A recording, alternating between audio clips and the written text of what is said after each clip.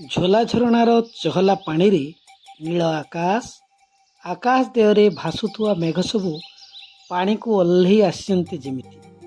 ଝରଣାକୁ ଲାଗି ବିରାଟ ସବୁଜ ପୃଥିବୀ, ପାହାଡ଼ ଉପରେ ସବୁଜ ଚାଦର ଘୋଡ଼ି ହେଇଛି।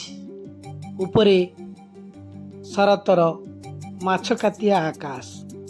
ଏସବୁ ଭିତରେ ଉପରୁ କିଏ ଯେମିତି ତତଲା ସୁନାର ପାଣିକୁ ଢାଳି ଦେଇଛି।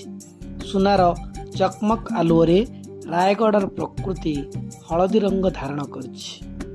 ଛାଇ ଆଲୁଅର ଲୁଚକାଳିରେ ବର୍ଣ୍ଣିଳ ଲାଗୁଛି ଏହି ପୃଥିବୀ। ପାର୍ବଣର ପରିବେଶକୁ ଆହୁରି କମନୀୟ କରିଦେଉଛି।